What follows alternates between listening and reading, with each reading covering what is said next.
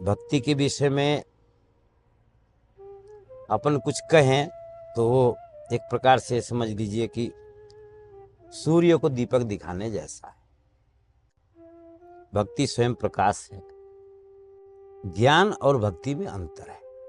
ज्ञान होते होते होता है, एकदम से नहीं होता। ज्ञान होते होते होता है और भक्ति एकदम से होती है, क्योंकि भक्ति एक आवेश है, भक्ति एक भाव है। जो जीव के अंदर ज्ञान की शिक्षा होती है, भक्ति की कोई शिक्षा नहीं है।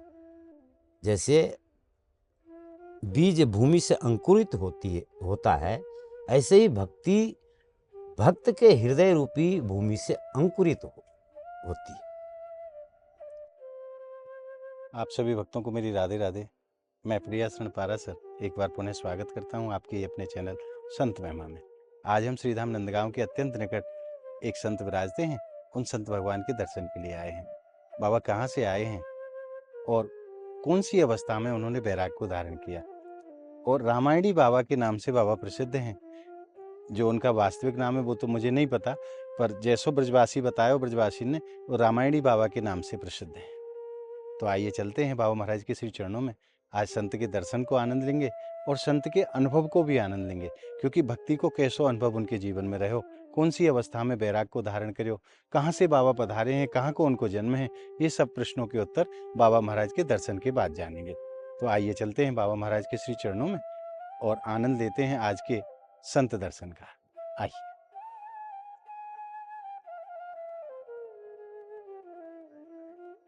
और अब हमने प्रवेश कर लिया है बाबा महाराज के आश्रम पे, और बाबा यहाँ गौ सेवा भी करते हैं। लगभग 8 से 10 गौ माताओं की सेवा भी बाबा यहाँ करते हैं। और पिछली बार की जो ब्रज महिमा संत महिमा परिवार की जो गौ माता की सेवा थी वो यहीं पे आई थी, क्योंकि ये ऐसा स्थान है जहाँ तक अभी भक्तों को प्रवेश भयो ही ना है। कोई यहाँ भक्त नहीं आता और ना गौ माता के लिए कोई सेवा लेके आता है।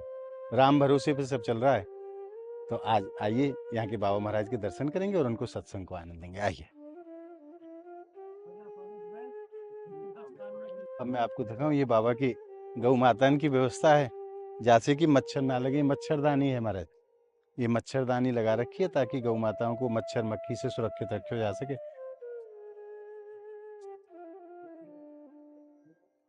और आइए अब चलते हैं बाबा महाराज के पास। बड़ा ही सुंदर सो स्थान है और आधुनिकता से दूर ब्रज की प्राचीनता को दर्शाता हुआ यह स्थान है। हरे भरे वृक्षों से घिरा हुआ बड़ा ही सुंदर और बड़ा ही रमणीक और परम शांति को यह स्थान है, जहाँ 3 से 4 संत विराजते हैं। और जो यहाँ के जो बाबा हैं, रामायणी बाबा जिनको कहते हैं, वो यहाँ की पूरी व्यवस्था देखते हैं। इन गौ माताओं की व्यवस्था भी वही देखते हैं, संतों की सेवा की व्यवस्था वही देखते हैं। तो आइए आज रामायणी बाबा को सत्संग को आनंद लेंगे, उनके दर्शन को भी आनंद लेंगे। और देखो हमारे संतन को जीवन कैसो साधारण सो होए, और जो सुख हम लोग बड़ी बड़ी कोठियों में नहीं प्राप्त कर पाते, संत ऐसी साधारण सी कुटिया में वह सुख को प्राप्त कर लें। बाबा महाराज या कुटिया में विराजे, एक संत आप देख भी रहे होंगे अंदर हैं, और कैसे परम आनंद को प्राप्त करें ये संत। धन्य है संतन की लीला महाराज। संतन की लीला तो संत ही जाने प्रभु। हम तो वहां तक पहुंच भी ना सकें, कल्पना भी ना कर सकें, सोच भी ना सकें कि संतन को जीवन कैसो है और परम आनंद को अनुभव करें। आनंद है, ऐसा नहीं कि कष्ट में यहाँ संत रहते हों, बड़े हृदय में बड़ा आनंद है। और ये आनंद कैसे है, आइए चलते हैं बाबा महाराज के पास और उन्हीं से जानेंगे। और अब हम पहुंच गए बाबा महाराज के श्री चरणों में। आइए पहले प्रणाम करते हैं। आप सभी भक्त मानसिक रूप से संत भगवान के चरणों में अपना अपना प्रणाम निवेदित करें। बाबा आपके चरणन में दास को प्रणाम। बाबा सर्वप्रथम तो आप अपना शुभ नाम बताएं। हमको यहाँ वैसे रामायणी बाबा के नाम से जानते हैं, लेकिन हमारा नाम युगल किशोर शरण रामायणी। वैसे आपको रामायणी बाबा कहते हैं? रामायणी बाबा के नाम से बरसाने में वृंदावन में जानते हैं। हमारे आपको जन्म स्थान कहाँ है? हमारा जन्म स्थान नेपाल को है। नेपाल से आप पधारे हैं? जी। हमारी किशोरी जी की जन्मभूमि है जनकपुर से ही। जी। तो बाबा कैसे इतनी लंबी यात्रा ने आपने यहाँ तक करी है? मैं 7 साल की उम्र में ही आ गया था। 7 साल की उम्र में आपने घर छोड़ दियो? हाँ जी, 7 साल की उम्र में घर छोड़ दियो और अयोध्या हम रहे जी। वहीं पर अपने भजन करते रहे संतों के चरणों में सानिध्य में। फिर हमने रामचरितमानस का 3 साल का कोर्स किया वहाँ। अच्छा, अयोध्या धाम में। जी। तो महाराज ये अंकुर कैसे आपके हृदय में प्रकट हुए? 7 साल की अवस्था तो बहुत छोटी है। छोटी होती है। अंकुर क्या, हमारी पारिवारिक पृष्ठभूमि भक्त भूमि रही है। जी। पिताजी भी हमारे भक्त थे और अच्छे विद्वान थे, प्लस पास में ही आश्रम था, अपने घर के पास में ही।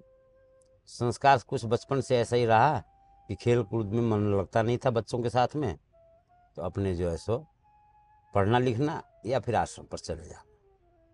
बचपन से ही 3-4 साल की अवस्था से ही हमारी ये प्रक्रिया, 3 साल की उम्र में हमने हनुमान चालीसा कंठस्थ कर लिया था।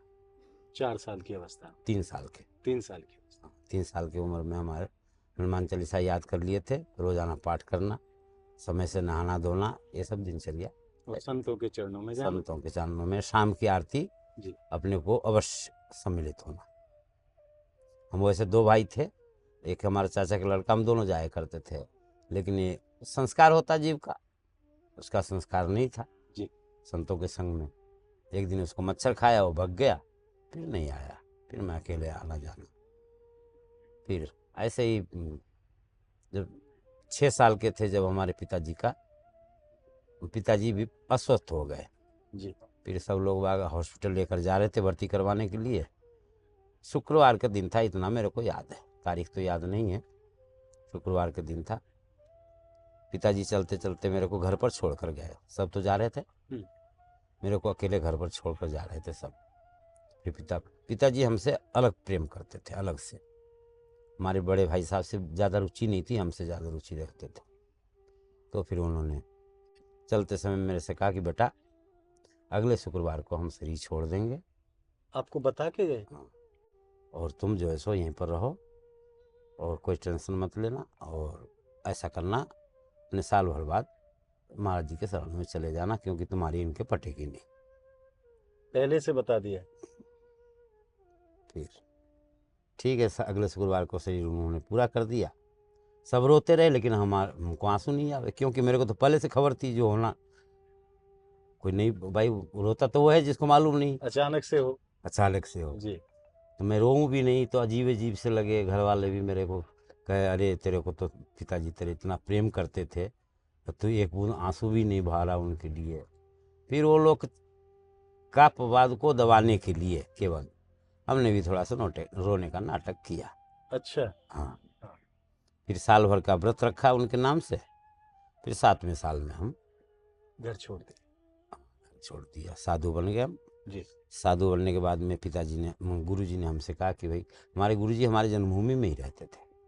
अच्छा। तो वहीं हमारी दीक्षा हुई। 7 दिन का समय दिया कि 7 दिन तुम घर पर रह सकते हो, ठीक है ना, और 7 दिन बाद घर छोड़कर चले जाना। फिर हम 7 दिन बाद रात को 3 बजे सबको सोते हुए छोड़ करके वहाँ से 12 किलोमीटर पैदल चल करके चुपचाप निकले आप? चुपचाप। और फिर हम बिहार बॉर्डर पर आए, वहाँ से बस हमने पकड़ी। फिर सीतामढ़ी आए, वहाँ से हम रेल में बैठ करके फिर अयोध्या के लिए रवाना। अयोध्या पहुँचे, फिर वहीं पर रहने लग गए। जब से एक बार गया था जन्मभूमि वापस गुरुजी के सामने, फिर उसके बाद नहीं जाना। हमारे अयोध्या में कितने समय आपने वास करे? 4 साल। 4 साल आप अयोध्या रहे? 1 साल हमने भजन किया शुरुआती साल में, और 3 साल हमने पढ़ाई करी, रामचरितमानस का कोर्स किया। अच्छा। फिर वहाँ से आगे की यात्रा? फिर आगे की यात्रा चित्रकूट चले गए। चित्रकूट वहाँ पर भजन किए मंदाकिनी किनारे। फिर वहाँ से फिर आगे वृंदावन। वृंदावन में एक दिन बिहारी जी के दर्शन करने जा रहे थे, तो रास्ता में टोपी कुंज पड़ता है, सुदामा कुटी में रहते थे हम जी। तो टोपी कुंज में लीला हो रही थी। उस समय फतेह कृष्ण जी की लीला प्रसिद्ध थी जी। ये सन 83-84 की बात है, 83। तो फतेह कृष्ण जी की लीला उस समय राम स्वरूप जी के बाद में उन्हीं का नंबर था जी। तो लीला देखने के लिए बैठ गए टोपी कुंज में। ठाकुर जी की झांकी निकली, झांकी में पता नहीं ऐसा कुछ स्वरूप हमको प्रदर्शित हुआ कि उसके बाद से फिर हम अयोध्या चित्रकूट कहीं भी नहीं गए। फिर यहाँ से 1 साल के लिए मैं जरूर भ्रमण करने के लिए गया था। मनमोहन की झांकी ने मन को मोह लियो। टेढ़ी टांग वाले ने ऐसे टांग फंसाई जी। कि आज तक वो टांग छूटी नहीं। फिर वृंदावन रहे, वृंदावन वहीं पर अध्ययन किया जी। अपने राजेंद्र दास जी महाराज मल पीठाधीश्वर, जी। ये सब हम सहपाठी हैं। अच्छा। जी, बाबा गणेश दास जी महाराज के पास में ये रहते थे। हाँ। उनके पास रहकर पढ़ते थे, हम जाकर पढ़ते थे उनके पास। भक्तमाली बाबा जिनको कहते हैं। माली बाबा, रामायणी की उपाधि उन्होंने ही मेरे को दी है। ये उपाधि आपको वृंदावन में मिली है? हाँ, वृंदावन में मिली है। और श्री गणेश दास जी भक्तमाली जी महाराज ने ही, वो हमको रामायणी जी करके ही बोला करते थे। अच्छा। हाँ, उन्हीं के कहने से ही ये रामायणी शब्द प्रचलित हुआ है। जी। उसी नाम से हमको जानते हैं। राम कथा विशेष रूप से मैं पहले से कहता आ रहा हूँ, भागवत तो अब करने लग गया। बाकी राम कथा हम ये शुरू से ही, जब हम रामायण पढ़ते थे उसी समय से कहना चालू कर दिए थे। तो इस प्रकार से वृंदावन में संस्कृत पढ़े, शास्त्रीय संगीत का अध्ययन किया, और इस प्रकार से। तो बाबू वृंदावन कितने समय वास करे हो? वृंदावन 14 साल। 14 साल आप वृंदावन रहे। फिर वहां से आगे की यात्रा? 14 साल के बाद में फिर हम 3-4 साल हम रहे पलवल। अच्छा। पंचवटी हनुमान मंदिर, वो भी बहुत सुंदर स्थान था। वो जो वर्तमान में जो महंत जी हैं अपने, महंत श्री कामतदास जी, वो हमारे घनिष्ठ मित्र। हम दोनों साथ में ही गए थे। 11 नवंबर 1989 को वहाँ पर पहुँचे थे। तो उस स्थान को काफ़ी परिश्रम करके हम लोगों ने विकसित किया है, चिताया है।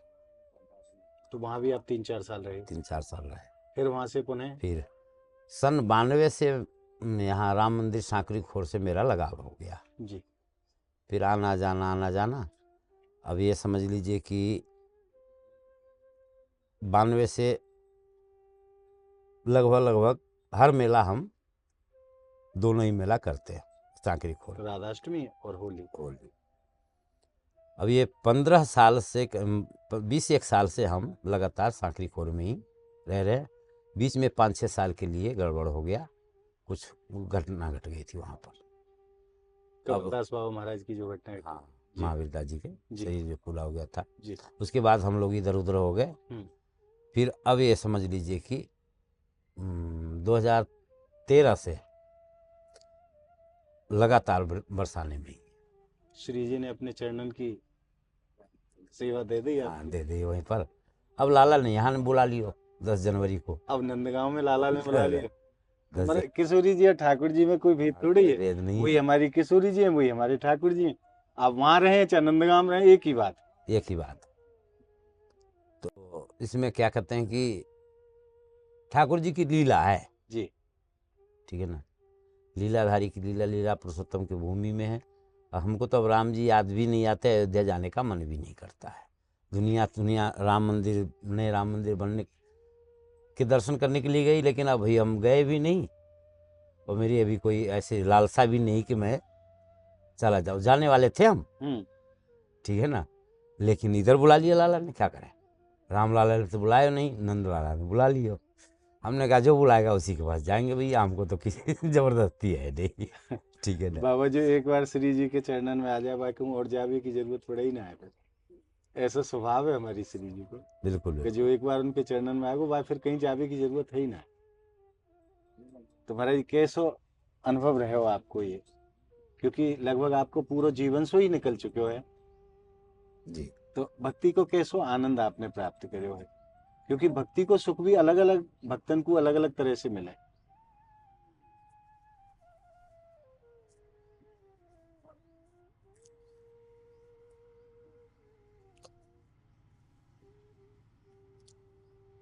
देखिए, भक्ति के विषय में अपन कुछ कहें तो वो एक प्रकार से समझ लीजिए कि सूर्य को दीपक दिखाने जैसा है। भक्ति स्वयं प्रकाश है।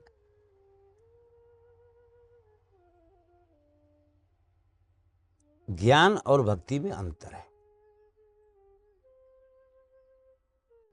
ज्ञान होते होते होता है, एकदम से नहीं होता। ज्ञान होते होते होता है, और भक्ति एकदम से होती है। जी। क्योंकि भक्ति एक आवेश है, भक्ति एक भाव है। जो जीव के अंदर ज्ञान की शिक्षा होती है, भक्ति की कोई शिक्षा नहीं है। वृंदावन में, काशी, हरिद्वार, कई स्थानों पर अध्यात्म विद्या शिक्षण केंद्र जी। लिखा हुआ है। बड़े उच्च स्तरीय दर्शन शास्त्र के विद्यार्थी वहाँ पर अध्ययन करते हैं, ज्ञान की प्राप्ति करते हैं। लेकिन आज तक अभी पूरे भारत में, हमको लगता है कहीं विश्व में भक्ति के शिक्षण के संस्थान कहीं नहीं देखा होगा। क्योंकि भक्ति शिक्षा से नहीं आती है। जैसे बीज भूमि से अंकुरित होता है, ऐसे ही भक्ति भक्त के हृदय रूपी भूमि से अंकुरित होती है। बस जरूरत पड़ती है इस बात की कि उसके माहौल बनने की, वातावरण तैयार होने की। तो बाबा, जैसे जमीन में बीज बोयो जाए अंकुरण के लिए, अंकुरण तभी तो होगा जमीन में जब बीज बोयो जाए। बोया जाए, अगर बोयो ही नहीं गयो तो अंकुरित तो होगा ही ना। होगा ही नहीं। तो ऐसे ही हृदय रूपी भूमि में भक्ति को बीज कहीं से कोई तो उसको बोएगा। बिल्कुल, कोई न कोई बोया होगा, माता पिता, गुरु, जी। अथवा पूर्व जन्म के जो भक्ति के संस्कार है, जी। वो भी काम में आ जाता है। जैसे पूर्व जन्म में भक्त रहा है, तो इस जन्म में भी भक्त होगा, वो संस्कार रहेंगे। हाँ, बिल्कुल रहेंगे। भक्ति के जो संस्कार होता है कभी नष्ट नहीं होता है। जी। हाँ, इस बात के लिए भगवान से, श्री कृष्ण से अर्जुन ने पूछा है कि महाराज, अगर भक्त भटक जाए, पतित हो जाए, भ्रष्ट हो जाए, अपने पद से च्युत हो जाए, तो उसकी क्या गति होती है? तो भगवान ने कहा कोई गति नहीं होती है, बस सिर्फ इतनी सी बात है कि उसकी यात्रा थोड़ी लंबी हो जाती है। पहले कम चलना था, हाँ, थोड़ा ज्यादा चलना, अब ज़्यादा चलना पड़ेगा। अब ये है कि अब उसको फिर एक बार जो कामना जगी है ना, जी, उसको भोगने के लिए संसार में आना पड़ेगा, उसको भोगना पड़ेगा। ठीक है ना भाई? भक्त किसी कामना से भ्रष्ट हुआ है, तो उस कामना की पूर्ति के लिए वो स्वर्ग जाएगा। जी, स्वर्ग में सभी कामनाओं की पूर्ति हो जाएगी। यहाँ तो सभी सुख नहीं मिलता है, लेकिन स्वर्ग में सभी प्रकार के सुख उपलब्ध है। तो जीव भक्ति के प्रभाव से स्वर्ग में जा कर के वह बहुत लंबे समय तक सुखों को भोग करके, और फिर किसी श्रीमान के घर में, कंगलों के घर में नहीं, किसी श्रीमान के घर में जन्म लेता है, जिसके कारण वह पुनः भक्ति के मार्ग में अग्रसित होता है। तो भक्ति के बीज कभी नष्ट नहीं होता है। और आपने जो कहा कि भक्ति क्या है, भक्ति का स्वरूप क्या है, तो आज हमारे समाज में अनेकों रूप भक्ति के देख के मिले हैं। हम कोई टोकरी में ठाकुर जी ने बिठाए के नहीं दर्शन के लिए जा रहे हैं, क्या उसको हम भक्ति कहें? या जो रोज परिक्रमा लगा रहे हैं उसको हम भक्ति कहें? या माला लेके नहीं बैठ के भजन कर रहे हैं, वाकू भक्ति कहें? भक्ति को स्वरूप है क्या, वास्तविक क्या है भक्ति, और कैसे करी जाए भक्ति जाको पूरा लाभ जीव को प्राप्त हो? भक्ति स्वतंत्र सकल गुण खानी, लेकिन बिनु सत्संग न पावहि प्राणी। भक्ति स्वतंत्र है, सभी गुणों के खान है, सभी सुख देने वाली है भक्ति, लेकिन बिना सत्संग के वो भक्ति प्राप्त नहीं होती। अब सत्संग की सलाह जो दी गई है इसके अंदर क्यों दी गई है? उस स्वरूप को समझने के लिए। एक उदाहरण के रूप में, एक माता जी हैं गांव की, वो मंदिर में जाती है हनुमान जी के भक्ति करने के लिए। हनुमान जी के वहाँ पर 50 ग्राम पानी चढ़ा दी, या हनुमान जी के ऊपर, चोला वाले हनुमान जी उनके ऊपर जल चढ़ा दिया, और बाद में थोड़ा सा पेड़ा, बर्फी, गुड़ जो कुछ भी है वो हनुमान जी के मुंह में चिपका दिया। अब बाद में कुत्ता चाट रहा है या चेंटियों की लाइन लग रही है, जी। या सूख करके हनुमान जी का स्वरूप ही बिगड़ गया, यह अपराध है। इसको भक्ति नहीं कह सकते। इसमें जैसे कि हमारे शास्त्रों में लिखा है, सिंदूर वाले चढ़े हुए देवता के ऊपर जल चढ़ाना पत्थर मारने के बराबर है। जो दोष पत्थर मारने से लगता है, वैसे ही सिंदूरी हनुमान जी के ऊपर जल चढ़ाने से लगता है जी। क्योंकि सिंदूरी हनुमान जी का जो स्नान होता है वो सिंदूर से ही होता है, तेल या घी से, वो पानी से नहीं होता है। क्योंकि पानी के और सिंदूर का बैर है, ये दोनों तत्व तो ऐसे हैं कि आपस में मिल नहीं सकते, कभी विपरीत है। तो ये भी दोष है। एक लोटा पानी डाल दिया, 10 ग्राम पानी, 50 ग्राम पानी वहाँ पर डाल दिया। अब आने जाने वाले भक्तों को परेशानी हो रही है, इससे कोई फायदा नहीं हुआ, कीचड़ हो गया वहाँ पर, मंदिर की स्वच्छता भंग हो गई, ये भी अपराध है। मुंह में हनुमान जी के ठूस दिए, अब कुत्ता चाट रहा है, ये भी अपराध है। लेकिन भक्ति है भक्ति। कैसी भक्ति है? अंधी भक्ति। रामचरितमानस में लिखा है, भक्ति माता के 2 नेत्र हैं। वो कौन से हैं? ज्ञान और वैराग्य। भक्ति करने में ज्ञान का होना जरूरी है। भक्ति की विधि क्या है, भक्ति कैसी करनी चाहिए, ये आपको ज्ञान से ही प्राप्त होगा। अच्छा, इसमें एक बात और भी है। जैसे प्रेम में नियम नहीं रहता है, कई लोग उदाहरण देते हैं कर्माबाई की, कि कर्माबाई तो बिना नहाए धोए ही जगन्नाथ भगवान के लिए खिचड़ी बनाया करती थी जी। और दातुन करती रहती थी, और दातुन के पिछले हिस्सा से खिचड़ी को चला दिया करती थी, ठीक है ना। और हमारे गोपाल आकर के उसको भोग लगाते थे जी। लोग तर्क देते हैं। इसमें समझने वाली एक बात है कि ये प्रेमातिरेक है। जब भक्ति के अंदर प्रेमातिरेक जब होता है तो उसको ये शुद्ध नहीं रहता कि शुद्धि अशुद्धि क्या है, उचित या अनुचित क्या है। जैसे विदुरानी जी केला फेंके चले जा रही, छिलका खिलाए चले जा रही, कन्हैया भी खा तो चलो जा रहा है। एक बार भी नहीं टोकी चाची को कि चाची क्या कर रही है, केला फेंक रही, छिलका खिला रही, वो भी मजे से खा रहा भैया, है ना। विदुर जी ने जब टोका कि अरे भले क्या कर रही है तू, केला फेंक रही, छिलका खिला रही है, एकदम से ध्यान भंग हो दोनों के, चाची और भतीजा दोनों को ध्यान भंग है। विदुरानी पछताने लगी, कन्हैया ने कही काका जी आपने सारे रस में भंग डाल दिया, बड़ो आनंद आ रहा है, बड़ो आनंद। तो ये प्रेमातिरेक है, यहां पर जाकर के नियम बाधित हो जाता है, ये अपवाद है। हर किसी के जीवन में ऐसा संभव नहीं है कि भक्ति के स्वरूप को हम प्राप्त कर सकें। मतलब दूसरे शब्दों में कहें तो भक्ति की चरम सीमा ये दसधा भक्ति इसको बोलते हैं। प्रेमा भक्ति से भी ऊपर जी। प्रेमा भक्ति तक तो ठीक है, लेकिन प्रेमा भक्ति से भी ऊपर जो है दसधा भक्ति। हाँ, प्रेमा भक्ति दसधा भक्ति है भाई। 9 प्रकार की जो भक्ति बताई गई है, श्रवणम, कीर्तनम, विष्णु स्मरणम, पाद सेवनम, अर्चनम, वंदनम, दास्यम, सख्यम, आत्मनिवेदनम, ये 9 प्रकार की जो भक्ति बताई गई है, इन 9 प्रकार की भक्ति से इतर जो 10वीं भक्ति है, वहां पर जाकर सारे नियम बाधित हो जाते, कोई नियम की आवश्यकता, न वेद शास्त्र किसी के भी नियम वहां लागू नहीं होता है। तो बड़ी वह स्थिति में पहुंच के नहीं जीव भगवत स्वरूप है जाए। हाँ, स्वयं तदाकार हो जाता है जी। मतलब भगवान में और भक्त में फिर कोई भेद नहीं रहता है। वो जो कह देता है वो भगवान का, भक्त वाक्यम जनार्दन, भक्त ने जो कह दिया वो जनार्दन के वाक्य है, पानी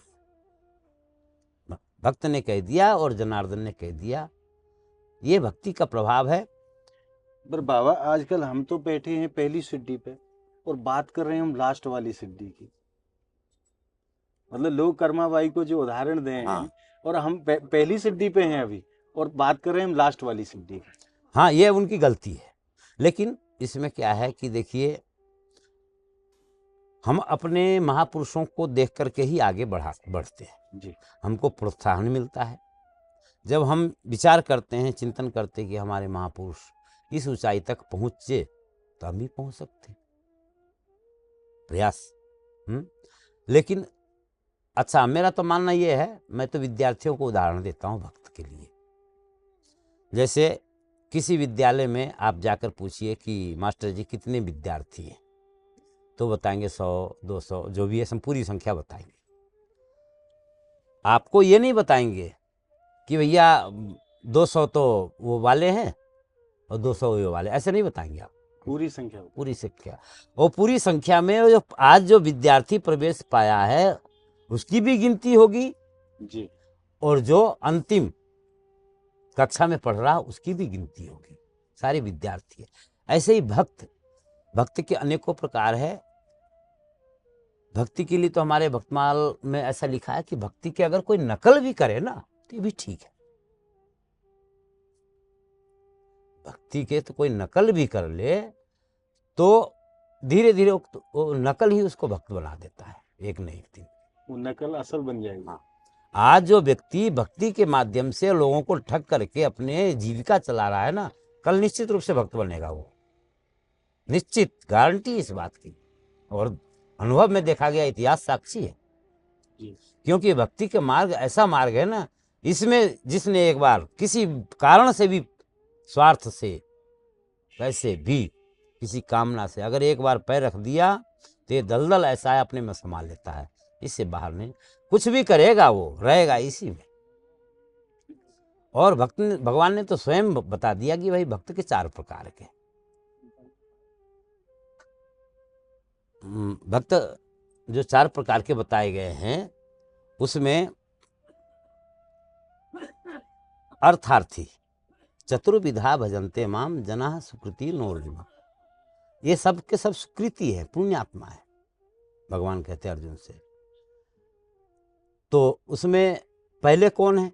भगवान कहते आर्तो, आर्त, जो चारों तरफ से दुश्मन से घिर चुका है, उसके प्राण इतने संकट में है कि अब कोई भी परमात्मा के अलावा, श्री कृष्ण के अलावा रक्षक नहीं है। जैसे गजराज, द्रौपदी आर्त भाव से जब इनको पुकारे तत्काल प्रकट हो गए।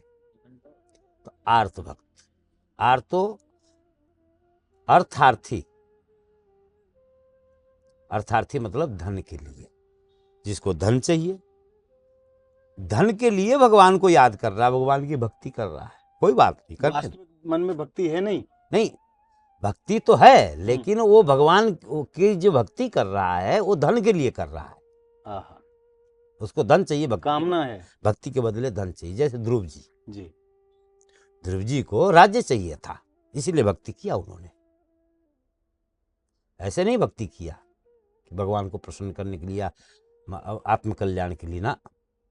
सौतेली माँ ने ताने मारे हैं तो भगवान की भक्ति करेंगे, क्योंकि भगवान की भक्ति से हमें वो गद्दी प्राप्त होगी।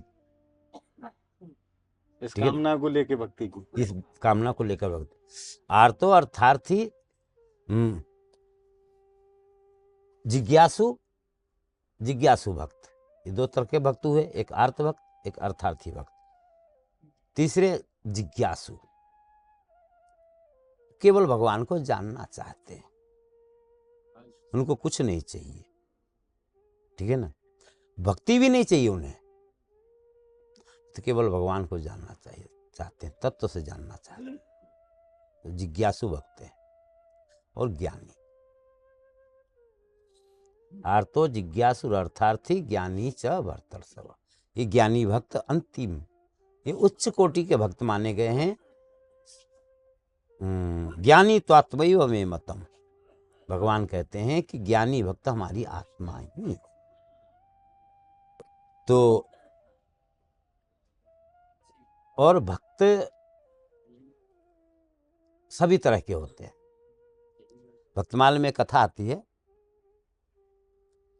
कि एक चोर था। एक तालाब में मछली पकड़ने के लिए जाया करता था रात को चुपके से। चुपके से। वो तालाब था राजा का। राजा का नियम यह था कि वो प्रतिदिन 4 बजे वहां पर भ्रमण करने के लिए जाता था। घोड़े से जाता, घोड़ा बांध देता वहां पर और अपने चारों तरफ तालाब के परिक्रमा लगाता, टहलता। एक दिन ऐसा संयोग बना कि चोर लेट हो गया और इतने में उसको समय का अंदाजा लगा नहीं और राजा इतने में आ गए। अब जैसे चोर को भनक लगी कि राजा आ गया, अब भाग भी नहीं सकते राजा के नज़र के सामने से, तो फिर क्या किया जाए। जाल में जो गोटी होती है ना, उसको निकाला, पानी में डुबकी लगाया उसने और मिट्टी लपेट ली तालाब की, माथे पर चंदन जैसे लगा लिया और नंग धड़ंग होकर के वो गोटी डाल करके वो बैठ गया पंक्ति में। राजा चक्कर काटता रहा। तो जैसे थोड़ा सा उजाला सा हुआ, नहीं हल्का सा, तो उसमें उस उजाले में उसने देखा दूर से कि कोई संत बैठे हुए तालाब के किनारे। मन में विचार किया कि संत, पास में गया, श्रद्धा से और भाव विभोर हो गया। उसने जाकर के उसको प्रणाम किया, साष्टांग बैठ गया। अब उस चोर ने विचार किया कि राजा तो जा नहीं रहा है। हार करके उसने आंख खोली। राजा ने प्रणाम किया, कहा कि महाराज मेरा अहोभाग्य, न जाने कब से आप इस सरोवर पर भजन करते हैं, रात को आकर के हमने तो आज आपके दर्शन किए हैं। जो भी है आप हमारे महल में पधारो और हमारी सेवा स्वीकार करो। मैं भी जा रहा हूँ, सेवक को भेजता हूँ, वो आपको निवाले जाएगा। राजा चला गया। और उस चोर ने विचार किया, अब क्या करें भाई, पहरेदार लगे हुए चारों तरफ, भग भी नहीं सकते, अब तो जाना ही पड़ेगा। प्रातःकाल हुआ, हो गया सेवक के साथ में। राजा ने खूब स्वागत किया, सेवा की, भोजन करवाया, सुंदर वस्त्र दान किए और बहुत सारे बहुमूल्य रत्न उनको दान किया। अब वो ले करके विचार करता हुआ चल रहा है मन में, जब अपने घर के लिए आया कि मैं अगर अभी तो नकली बना हूं, नकली जब बना, मैं थोड़ी देर के लिए राजा को ठगने के लिए नकली साधु बना, तो मैं माला माल हो गया। अगर कहीं सचमुच बन जाता तो फिर क्या होता, मैं तो राजा ही बन जाता। ऐसो मन में भाव आया। ऐसो भाव। और घर जा पहुंचते पहुंचते उसके अंदर उत्कट वैराग्य जागृत हो गया। कुछ नहीं, सब धन के पीछे दौड़ रहे हैं। धन जो मिला था राजा के वहां से, बहुत उनके लिए तो बहुत था, ले आकर घर वालों को दे दिया। दे करके उनको बिना बताए घर से निकल गए, संत बन गए भजन करने। कहने का अभिप्राय यह है कि हमारे श्री भक्तमाली जी महाराज, परम पूज्य श्री गणेशदास जी भक्तमाली जी महाराज कहा करते थे कि भक्ति का बीज ऐसा बीज है, अक्षय बीज है, ये कभी भी नष्ट नहीं होता है, कहीं ना कहीं जाकर के फूटता अवश्य है। एक बार बुझ जाए, बस बुझ जाए, अगर मुरझा भी जाएगा, सूख भी जाएगा, तो अवसर पा करके, वातावरण अनुकूल पाने पर तुरंत ये हरित हो जाएगा, अंकुरित हो जाएगा, पुष्पित पल्लवित होगा, पर नष्ट कभी नहीं, नष्ट कभी नहीं होगा। सभी जैसे देखिए सृष्टि में सभी सहायक है, मच्छर, मक्खी, चींटी, छोटे छोटे जीव जंतु सब सहायक है ना। ऐसे ही हमारे समाज में सभी सहायक है। असली है सृष्टि के सहायक तो नकली भी सहायक ही है। समझने वाली बात है। अगर नकली नहीं होता ना तो असली की कोई कीमत नहीं, मूल्य नहीं होता उसका। अगर चोर नहीं होते ना तो साहूकार की कोई कीमत नहीं होती। रावण नहीं होता तो शायद राम जी को हम नहीं जान रहे होते, जान रहे होते कुछ लोग जान रहे होते, उस भाव से नहीं जान रहे होते। स्वभाव से। तो विधि प्रपंच गुण अवगुण साना, विधाता के जो प्रपंच है गुण और अवगुण से मिश्रित है। हम केवल गुण ही गुण की अपेक्षा करेंगे तो बात बनेगी नहीं।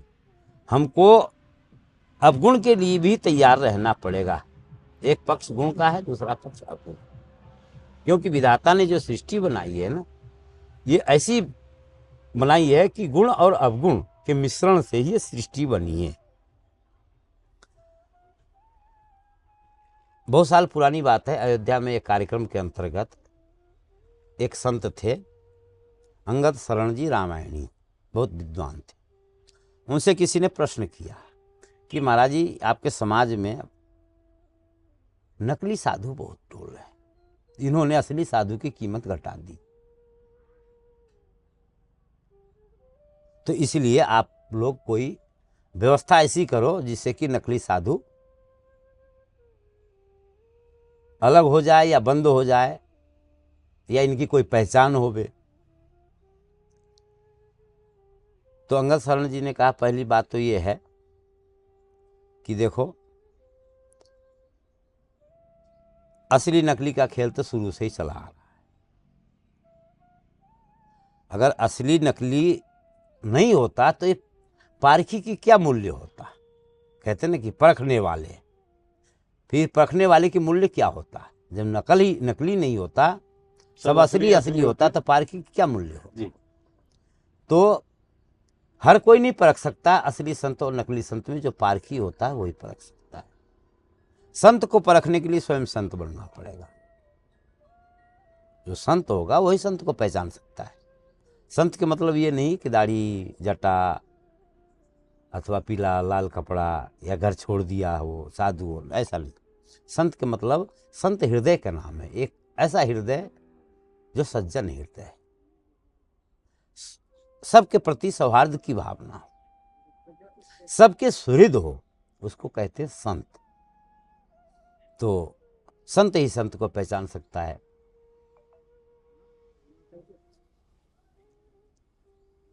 तो अंगद शरण जी ने यह कहा कि भाई देखो, जैसे किसान खेत में फसल करता है तो फसल की रखवाली के लिए एक उपाय करता है। क्या करता है? खेत में धोखा बना देता है। पुतला जो खड़ा कर पुतला, एक लकड़ी उसमें बांध दिया, ऐसे उसमें मटका डाल दिया जी, उसको आदमी के शर्ट पहरा दिया। हाँ। ठीक है ना। अब रात को जो भी कोई आवारा पशु जब उस खेत को चरने के लिए जाता तो दूर से देख करके कि भाई आदमी खड़ा है, और वो भग जाता है। वो आदमी नहीं, वो नकली आदमी है, लेकिन वो खेत की रखवाली कर रहा है। तो ऐसे ही ये नकली साधु है हमारे समाज के अंदर, हमारे देश के अंदर, वो जरूरी है। क्योंकि असली तो इतने हो नहीं सकते हैं, असली की तो एक लिमिट होगा ना जी। तो नकली, अब नकली से क्या फायदा है? नकली से फायदा ये है, विदेशी आक्रांता विधर्मी जब हमारे देश के ऊपर कुदृष्टि डालते हैं, हमारे धर्म के ऊपर कुदृष्टि डालते हैं, और सरसरी नज़र से जब एक बार वो नज़र सामाजिक दृष्टि से नज़र दौड़ाते हैं, तो उनको लगता कि भैया बहुत लंबी चौड़ी फौज है संतों की बहुत लंबी चौड़ी फौज, इनसे पंगा लेने में ठीक नहीं है, इसीलिए दूर रहो। भले चाहे वो नकली है, उनकी नज़र में तो असली है। जी जी, सत्य कह रहे हैं। तो इस दृष्टि से वो रक्षक भी है। लेकिन अब रही बात असली नकली के पहचानने की जिम्मेदारी तो ये हमारी है ना जी। पहचानेंगे कब? जब हम संतों के बीच में बैठेंगे, संतों के पास बैठेंगे, शास्त्रों का सत्संग करेंगे, जब ही तो पहचानेंगे। जो रामपाल, राम रहीम, आसाराम, इनके पास जाकर जब आप गीता विरोधी, भागवत विरोधी, रामायण विरोधी बातें सुनेंगे, संतों को संत मानने से जब आप इनकार करेंगे, तो आप ऐसे लोगों के चक्कर में पड़ोगे।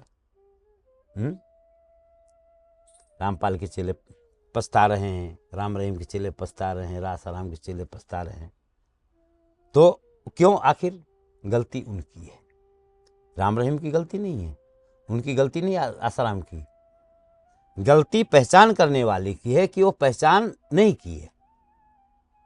वहां पर पहुंच गए जहां पर गीता रामायण भागवत नहीं पढ़ाई जाती, जहां पर उसका विरोध किया जाता है। तो कहने का अभिप्राय यह है कि भक्ति के अलग अलग रूप है, अलग अलग स्वरूप है। हम जितने भी बैठे यहाँ पर सब भक्त हैं। अब बात वो अलग बात है कि किसी में 2% भक्ति है, किसी में 10% भक्ति, किसी में 30% है, किसी में 50%, ठीक है ना, किसी में 80%, किसी में 90%, ठीक है ना, और कोई 100% के पास पहुंचने वाले भी हैं, लेकिन भक्त हैं सब। कहाँ सबको भक्त है? हाँ, सबको भक्त कहा जाएगा, भले चाहे वो मैया हनुमान जी के मुंह में लड्डू ही ठूस रही है, लेकिन है भक्त। भक्त है, उसी भक्ति भावना को लेके गई है वहां। तो आज नहीं तो कल उसमें सुधार अवश्य होगा, ठीक है ना। आज अंधी भक्ति है तो कल दृष्टि युक्त भी भक्ति होगी, पहचानेगी भी वो। बाबा अरदास पे आज आपने खूब कृपा करी है, और आपके चरणन में एक निवेदन है, आप यहाँ जंगल में रहो जी, शहर से भी लगभग 1.5 किलोमीटर दूर हैं आप। जी। या दास के लिए कोई आज्ञा हो, कोई सेवा की आवश्यकता हो तो या दास को आप आज्ञा करें। सेवा यही है भगवान, हम तो ब्रजवासियों के भरोसे ही रह रहे हैं।